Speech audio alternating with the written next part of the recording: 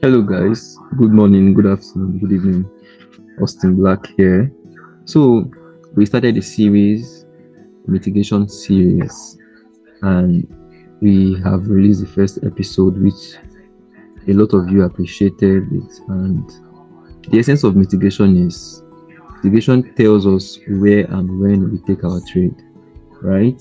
So, a lot of us majorly really have maybe early entries, or maybe sometimes our bias is wrong because we don't know that okay, this area hasn't been properly mitigated, and sometimes we are still maybe aiming for maybe another zone or something, and before you know, price will start reversing against us because we didn't really spot that particular place that hasn't been properly mitigated. So that's the essence of this particular series of mitigation. And in the first episode, we talked about basic mitigation.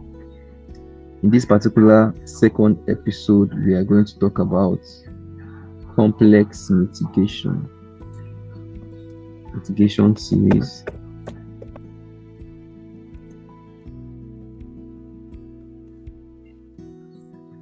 And this is episode 2, complex.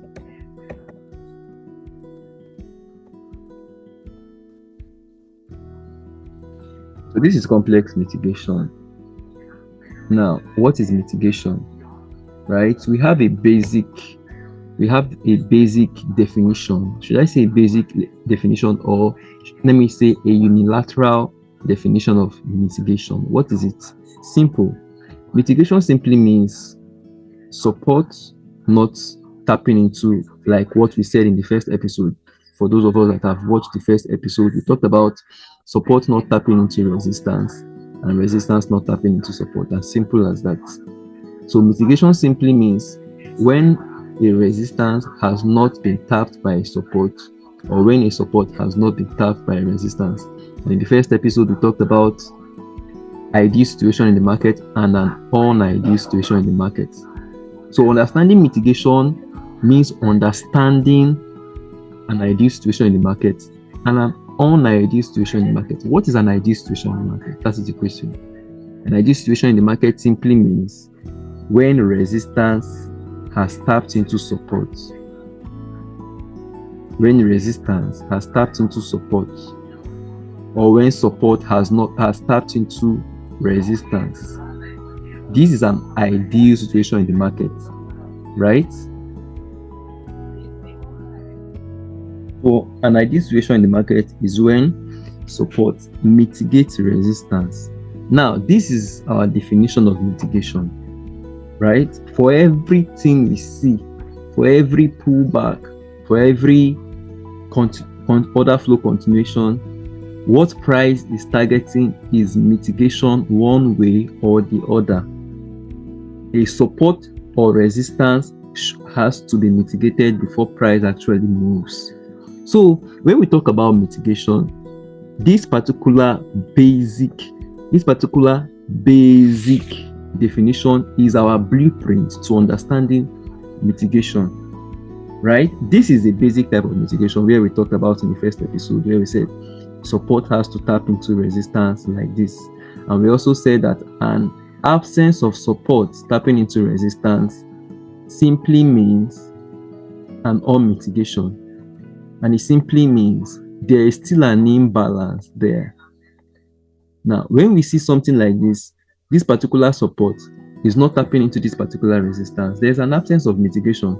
And since there's an absence of mitigation, is what we call an imbalance, right? So in this particular second episode of mitigation series, we are going to be talking about complex mitigation. Now, what is complex mitigation? Complex mitigation is that type of mitigation that is not so common, right? We can see, support not tapping resistance. This is a common type of mitigation, which, everyone knows, this is support not tapping into resistance. But when we talk about not so common type of mitigation, it simply means there are sometimes we see something like that. And if we don't understand that that is a not so common, which is a complex type of mitigation, there are sometimes maybe we might even have a loss right? Because we are not really familiar with that type of mitigation in the market. So talking about, for us to actually talk about complex mitigation very well, I would like to bring an approach which we talk about area of interest, AOI, types of AOI. Our types of AOI is what will actually help us to understand complex mitigation more, following our blueprints. What is our blueprint? Our blueprint is the definition of mitigation and unmitigation. What's the definition? When a support doesn't tap into a resistance, that's the basic definition. When a support doesn't tap into a resistance, that is unmitigation. Now, understanding the type of support or type of resistance that are there is what will actually help us more in understanding mitigation. So now let us talk about area of interest. Our area of interest is where we take our trade from. It is a sponsor of a trade, right? It is also something that also adds to our bias, because if price is targeting, maybe let us say price is targeting the liquidity, and let us say it has gotten to the liquidity, but our area of interest is still far from that particular liquidity, price will further go into it.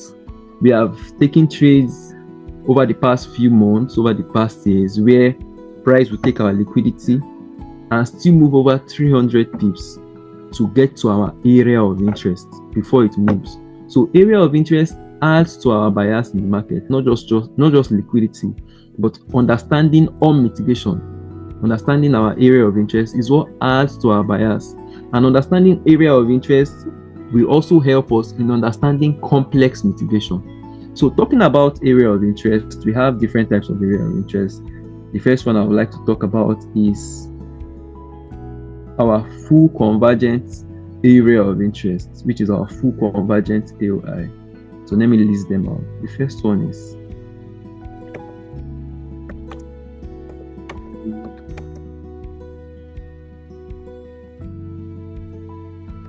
full convergent AOI. Now, what is the full convergent AOI? Now, what is an area of interest? How do we identify, before I even get into this, how do we identify our area of interest? An unsupported support or an unsupported resistance is automatically an area of interest. By virtue of what? By virtue of the unsupported resistance, by virtue of the unsupported support, right? Now let me give a diagrammatic representation of what I just said. Now look at this.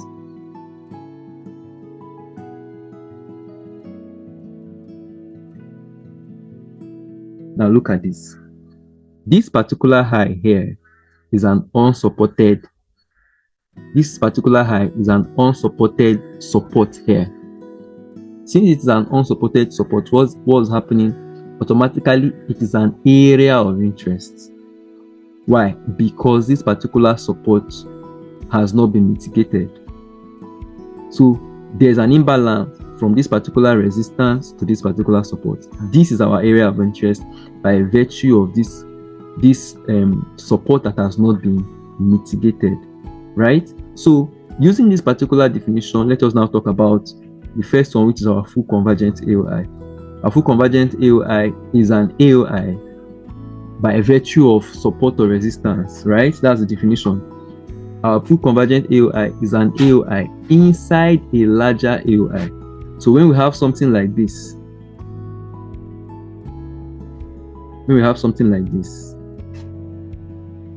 by virtue of the support here, remember this is more like a complex mitigation. So we are talking about complex mitigation, reason why we are now talking about the types of AOI here. So when we have something like this, remember this is the larger AOI by virtue of this support that has not been mitigated. This is the smaller AOI inside the larger AOI by virtue of this what? By virtue of this particular support here, right? So when we have something like this particular place, the smaller AOI inside our larger AOI is our full convergent AOI, and our full convergent AOI can also be, not can, is also an unmitigated AOI, and is also what? The controlling demand. In this particular aspect, it is the controlling demand. Why is it the controlling demand? It is our last point of unmitigation, right? It is our last point of unmitigation. What do I mean by that? If we have something like this, price taps into this particular support here, and maybe this particular support sponsors price to create a new high, there is still an imbalance. There's still an imbalance from here. There's still an imbalance from here to this particular place. There's still an imbalance there.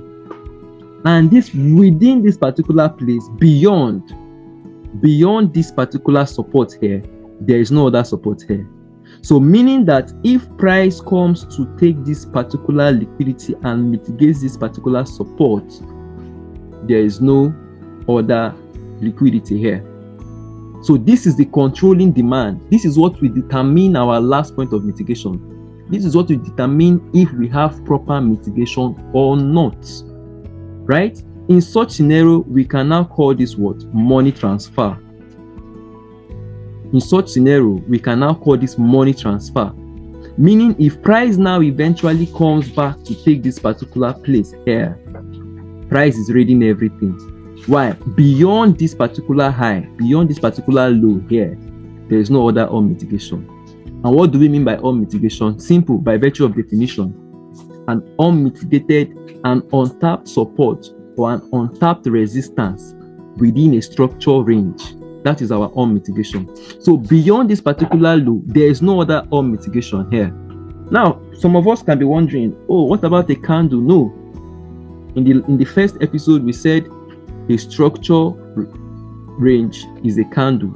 A candle is a structure range. This whole structure range we are seeing here that I'm drawing, on a certain time frame, it is represented by a candle. So I don't need to start drawing candles for us. No. Any structure range I am drawing on a certain time frame, automatically it is a candle, right? So when we have something like this, a full convergent AOI around here, when we have a full convergent AOI around here, this particular high here is our last point of mitigation. This full convergent AOI, by virtue of what? By virtue of the support, right? It is the controlling demand that determines if that particular structure range has been properly mitigated or if it has not been properly mitigated. That is full convergent AOI, right? So let us get to the charts. Let me show us full convergent AOI, and I'm going to talk about inverse convergent AOI, and that will be all for now. Then the next time we come, in the third episode, I'm going to talk about partial convergent AOI. So it helps us in understanding not so common type of mitigation. So let us get to the charts. Let us see.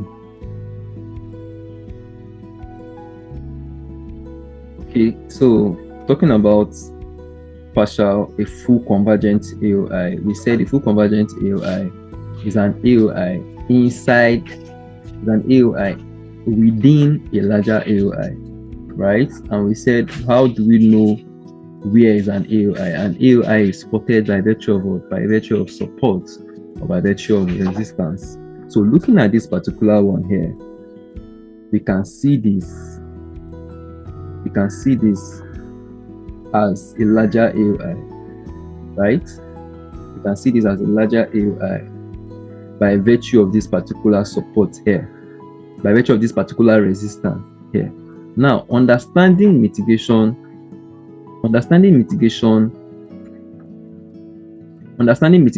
is not by cramming, it's by understanding the definition, right? You have to understand the definition. What's the definition?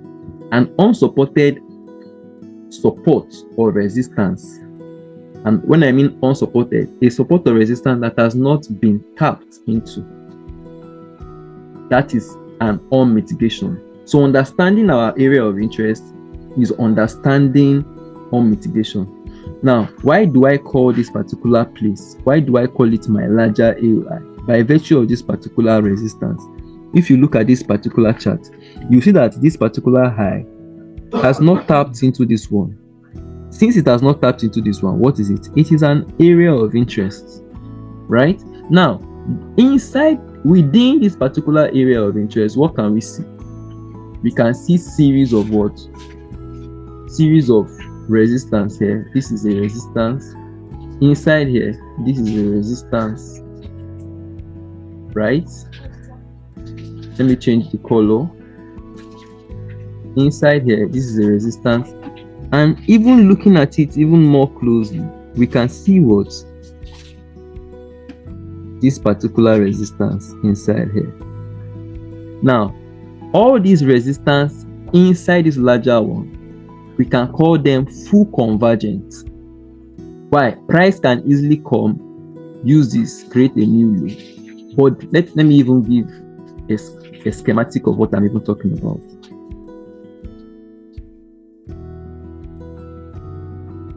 Price can come, use this, create a new low. If you even notice, let us even look at this. If you even look at this particular chart, you see that this place was used here. Price used this.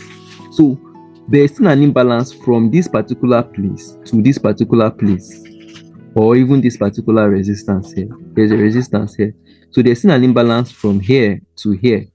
And even from there to there, there's still an imbalance. Let me even give a schematic, excuse me. From here, price used this one to create a new low. And there's still an imbalance. There's still an imbalance from this particular unmitigated resistance here, right, to this particular high. And there's also an imbalance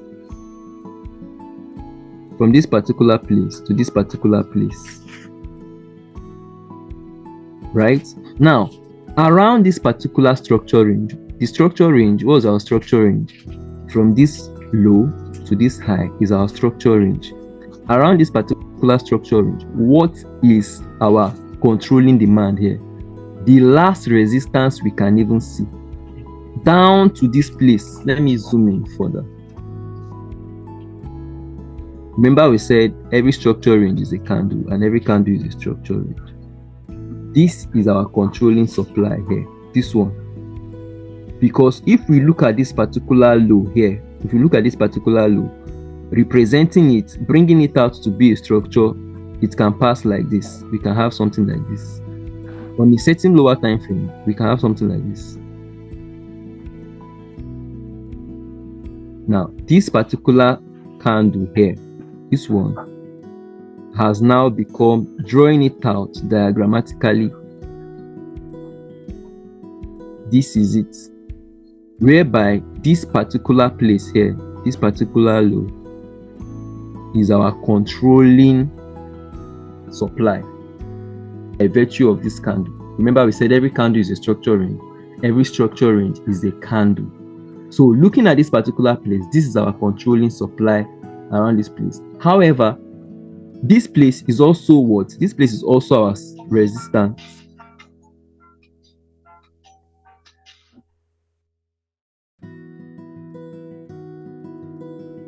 So this particular place is our controlling demand by virtue of what? By virtue of the unmitigated support around here. So let's go to another example. So this is a perfect example of what we are talking about. So this is a perfect example. You can see that we have this larger AOI. The larger AOI is by virtue of what? Is by virtue of the resistance here, right? By virtue of this particular resistance, this is a larger AOI. And as you can see that from this particular place was used by price. Price rated it first. But this particular larger AOI, price used it to create a new low, and there's an imbalance here. And inside this particular larger AOI, what can we see? We can see that we still have an unmitigated resistance here. There's an imbalance. There's an imbalance from here. There's an imbalance from here. to down to this particular low here. There's an imbalance from here down to this particular low, and as you can see, price tapped into this imbalance and use it to what? To continue order flow. And inside this particular place, this is still a full convergent AOI, a full convergent AOI, and AOI within the larger AOI. So this is an AOI within the larger AOI, right? So this is an AOI within the larger AOI. So going further into complex mitigation, we are now going to talk about inverse convergent AOI.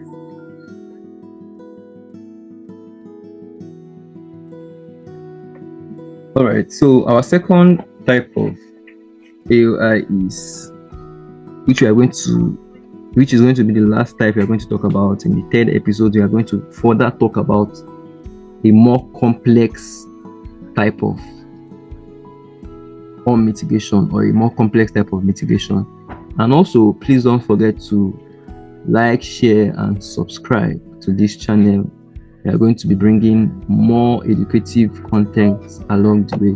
All right, so the second type is inverse convergent AOI.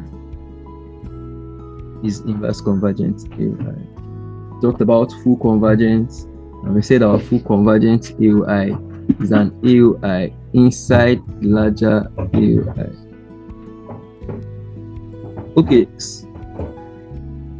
All right, so the inverse convergent AOI is more like an inverse of what we talked about on the full convergent, and this one is actually very, very important because it is very rare, right? It is very rare. The one I even talked about, the full convergent, is something that we see like almost every week and something like that. But when it comes to the inverse convergent, in fact, I think it's even played out. It's currently playing out on what are they calling it now? On Euro USD. I'm going to show us. So, like I said, understanding AOI is by virtue of definition and not by cramming, right? Inverse convergent AOI is simple. An unmitigated support or resistance that is outside our larger AOI. Remember, full convergent AOI is within, right? Within, inside. Let me now give the two differentiations. Look at it here. We have something like this. Then we have something like this. Right? Now, when we have something like this particular one here, this particular one is our larger AOI by virtue of definition.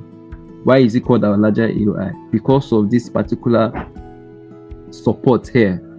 But when you come to full convergence, is within the larger AOI, which is this, the support or resistance that is within the larger AOI, right? Now, when we talk about inverse convergent AOI, inverse convergent AOI is an AOI, the smaller AOI, that is outside the larger AOI, something like this, right? Now, you can see that this particular full convergence is inside. This particular one is outside, right? So, by definition, we are going to understand it. An unmitigated support or resistance that is not within, it is outside the larger AOI. Now, when we have something like this, this is our larger AOI here, right? And this is our smaller AOI. Instead of inside, like the full convergence, this is outside. That's why it's called inverse. It is outside. And our inverse convergence, just like what are they calling? Just like our full convergent AOI, our inverse convergent AOI is still our controlling demand or controlling supply around our structure range, right? If this full convergent AOI is the last support or the last resistance around our structure range, that particular inverse convergence is what will be the determining factor that will tell us if a structure range has proper mitigation or not, right? So if we have something like this, if price comes to take this particular place and creates a new high, now this inverse convergence has not been mitigated. So we have what? So we have an imbalance from here and from here and this full convergence. Now, the funny thing is, I am just giving a schematic. On charts, we can see a totally different way. It doesn't present itself like this, the whole thing I'm doing. But looking at it from the charts, by understanding of our basic definition where we have a support or a resistance not mitigating each other, has already told us that, okay, this doesn't have proper mitigation, right? It's not just literal. Price won't just give us a literal inverse convergent like this. I'll show us on charts. But by virtue of definition, you are going to know that, okay, there is still an imbalance from here to here, because we now have an understanding of complex mitigation. So when we have something like this particular inverse convergent AOI now is now our controlling demand, because it has not been mitigated. Price, if you look at it, price swept through it and swept above it, yet price didn't come to tap. Remember, we said the definition is that an untapped price has to tap it. Price has to use it to sponsor a trade for us to say, okay, this has proper mitigation. If price has not, price can sweep it up and down, doesn't mean it has been used. Until price comes to tap into it and use it to sponsor a trade before we say, okay, this has actually been used by price.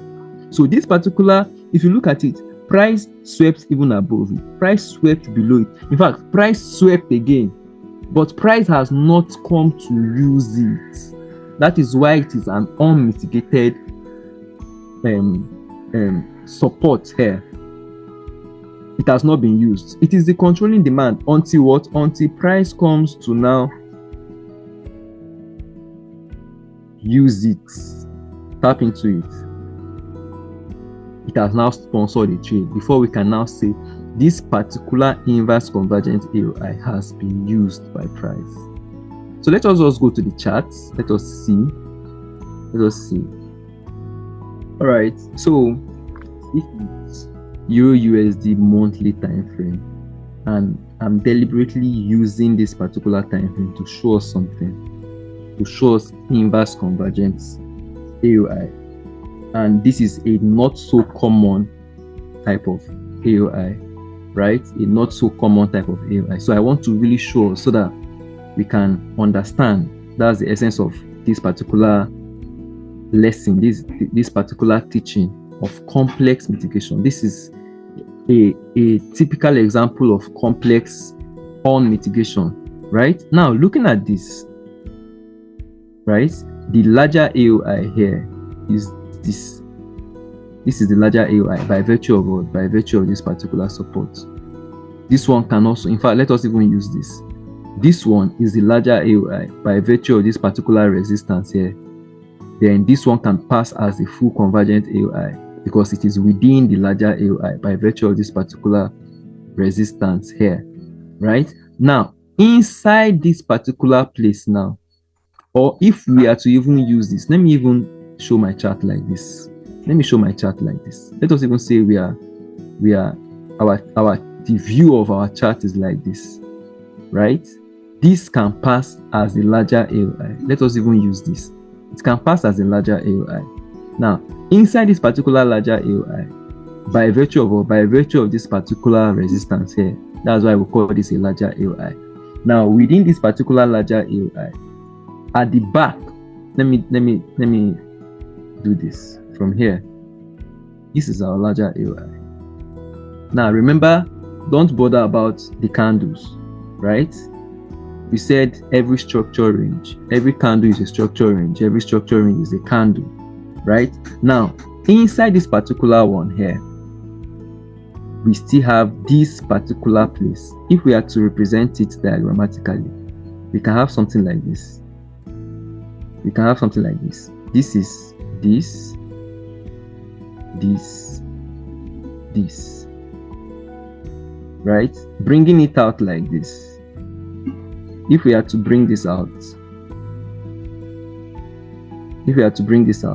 you have something like this. Or if we are to still draw a more, okay, we can draw something like this.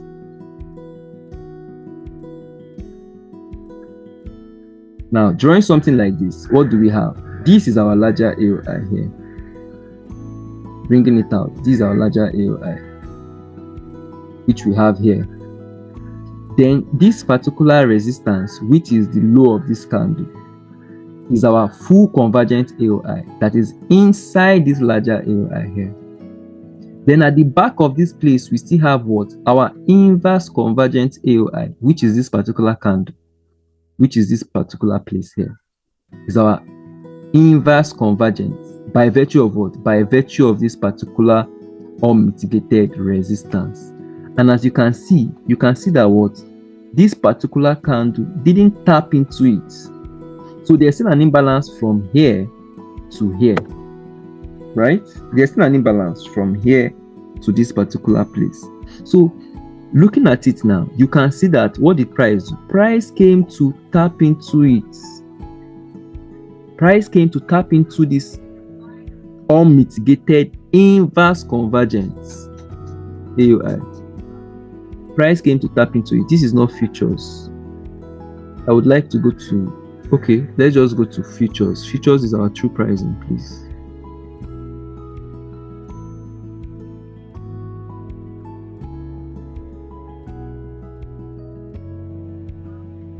All right.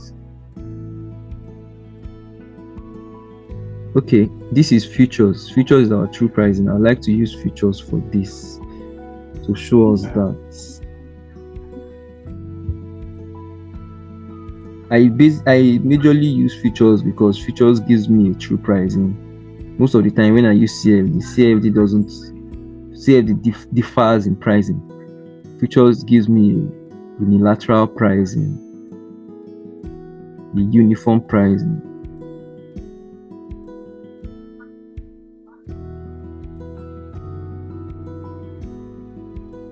All right, as you can see here on futures, you can see that this particular support didn't tap into this resistance, which we have now concluded to be our inverse convergent AOI. So there's an imbalance structurally from here to this place, and as you can see, price tapped into that inverse convergence, which has not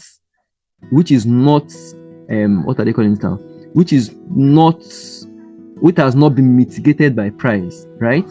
It has not been mitigated, and it is an inverse convergence.